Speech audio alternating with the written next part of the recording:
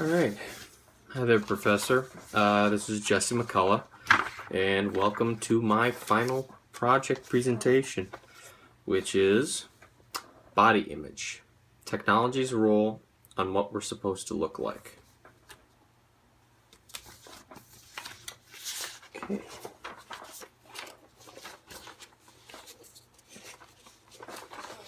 So, social practices have shaped technology through connectivity to each other. Everyone wants to stay connected to friends, family, relationships, etc. all the time. This desire and need to be constantly up to date on what everyone that you know of is doing has shaped media technology. We now have numerous devices like smartphones, tablets, watches that keep us constantly connected. Mobile technology, for example, has been developed into a necessity within our modern society. Having a smartphone and a Facebook profile is as important for a high schooler today as getting a first car was in the 90s. I can speak to that one. The mobile connectivity technology and associated apps like Facebook alter one's perspective of themselves. People will do anything crazy to get a picture of it on Facebook to increase their popularity. They will add more people as friends that they don't even know to increase their popularity. Which brings us to connection and exposure. Identity has shaped our interactions with different technologies. The technology I speak of is connection. Like the internet and associated apps, like explained before, people's behaviors and identities of what they think of themselves are radically altered, and in some cases, with social media being the culprit.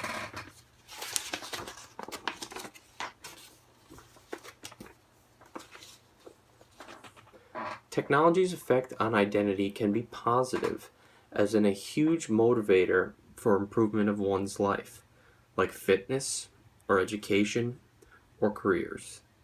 It can also be negative, as in online bullying on Facebook, fat shaming, or what I like to call personally, the victims of the fake.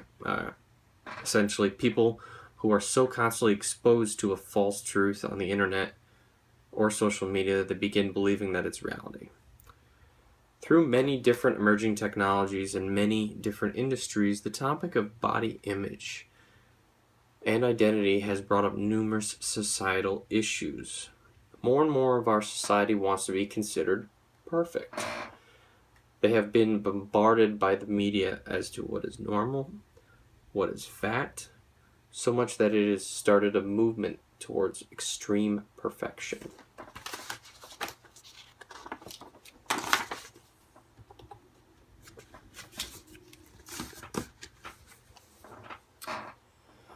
The issue is technology's effect on identity and body image in society.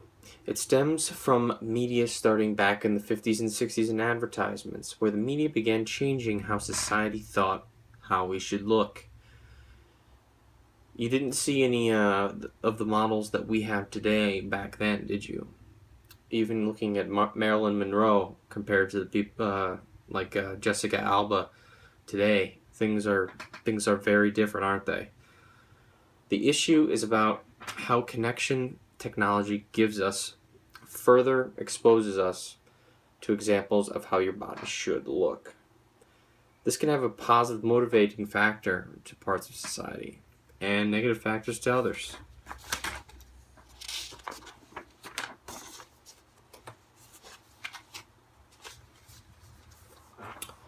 Nearly everyone in modern society is impacted by this.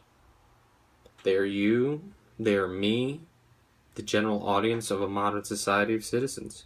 They are people from all walks of life, all parts of our country, our values, and beliefs. The global issue of social media affecting one's body image is directly related with the topic of our course, technology's influence on identity. It provides a look at something that we will see every day that many don't notice can be affecting their view of themselves. It shows how much influence technology really has on one's identity.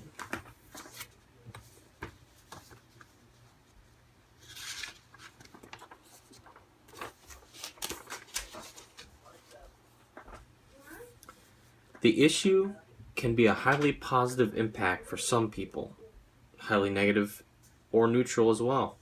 Positive being it may be an overweight person that might help them find a new lease on life and a hobby to get them into great shape, closer to that perfect body. It may help with their health and confidence. On the other hand, it may have a negative effect.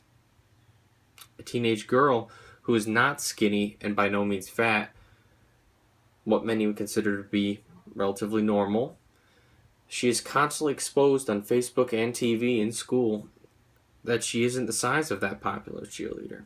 She tries to diet and change her image and it doesn't work. So in desperation, she becomes anorexic.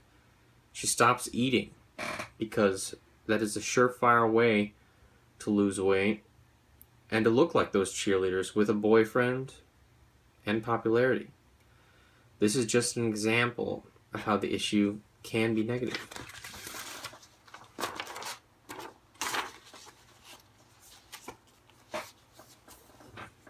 And the issue will change for the worse without a doubt.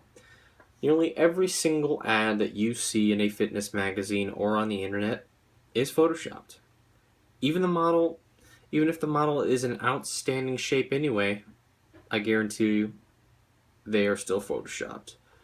The fitness or model type people that you follow on Instagram, do you think that they look that good off a quick selfie photo take? Many of the photos of the big names on Instagram will take up to a half hour trying to get everything right for one photo. That's right, one photo. We are blown away by their looks, which are in the ad anyway, fake. Then they tell the followers to purchase supplements that should help them look like this that don't work. Add along with the fact that nearly a third of our country's population is obese now, there will be many more people looking for this kind of motivation or savior. So basically, I don't see it getting any better.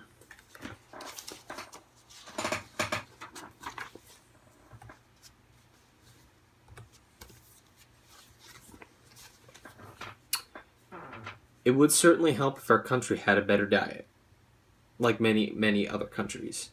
If obesity and size wasn't such a large topic in the society, then it would become less important. So if you look at this example here, you can see that Louisiana is the most obese state in the United States, at 34.7% of adults being obese. Now, even as I give this presentation, I have issues wrapping my head around 34% of adults being obese. That is an absolutely enormous number. You walk through the mall, a third of the people, the adults that you see, are not slightly overweight, obese. And it is expected that 74% of Americans will be obese by 2020. That is a number that's even difficult for me to comprehend. 3/4 of our entire country will be obese. Hugely overweight. Not overweight. Way overweight. That's an unbelievable number. I can't even imagine our high schools in America with 3/4 of our kids being obese. That's a huge problem that we need to try and fix.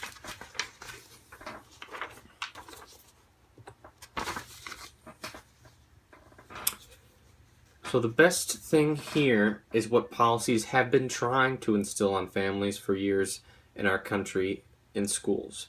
The importance of a good diet and exercise. Another movement that helps address this issue with body image are using models in the media that are more normal. I would also include a disclaimer on pictures that are photoshopped or edited so people aren't taken for a fool, because many people are. The image of perfect bodies is so ingrained into our society that I don't think it will ever completely go away. In the same ways that technological connectivity, our smart devices, connects us to these examples of perfect bodies and how we're not good enough, it should connect us to more exposure to healthy food and exercise.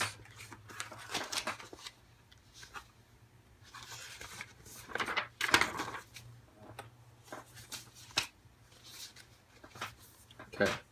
Stop the bro science. The fitness industry is full of myths and bro science. There's still so much that scientists still haven't figured out yet. Supplements aren't regulated by the FDA. Articles contradict each other left and right as to what is good and what is bad for you. We have the technology available to regulate and figure these things out. The first start to implementing a plan to help settle the body image debate is to start with a breakthrough. Everyone loves a scientific breakthrough. There may be less negativity in society about body image if what the majority of the population tried actually produced working results for them towards their goal, not junk that does not work. Everyone says, oh, it works, and you buy it, and it doesn't do anything for you. So basically, with the people, the industry needs to be more honest on what's going on. Health and identity of one's body image is becoming more and more important in society. As obesity rates increase, it is becoming even bigger. It is a large problem in America, and many people are given false expectations to results with fake photoshopped ads, commercials, and the idols they looked up to on social media. Everyone wants to look good, but the biggest problem is that no one knows how to get there. Stop all the fake advertisements, make them closer to reality, and provide scientific knowledge on what works and what doesn't. If we figure this out, if someone wants to get in better shape, then they will know what they're doing will work. If you told someone that the supplements aren't going to work, if they're a driven person, like I'm going to do anything that I can to get healthier and in better shape, and you say, okay, you're going to do this, this, and this, and this, those people will do that. I did that. I went through all of this, and I experimented, and I tried to figure out what worked and what didn't. And I ended up getting there to the point of entering in a bodybuilding competition. And I will tell you that 80 to 90% of the things just don't work. They don't do anything. You will achieve no results. And it's as simple as a lot of people say it is. Good diet, don't eat junk, and exercise a lot. And if we had a better way of getting that into people's heads, then and it's not some miracle, some miracle belt, some miracle pill, because it's just not there right now. Then I feel we would be going in the better direction. So my hope is that a plan like this one would change society into a healthier and a less shallow one to live in. That concludes my final presentation for this class. I thoroughly enjoyed it. I enjoyed the class, and I enjoyed doing this project. This means a lot to me. This topic, fitness is a big part of my life. I'm a big gym rat, 5-6 times a week, and I was not in the best shape at one point in my life, so it was really neat to be able to do the final project on this for my final class at SNHAU. So thank you very much, and I hope you enjoyed it.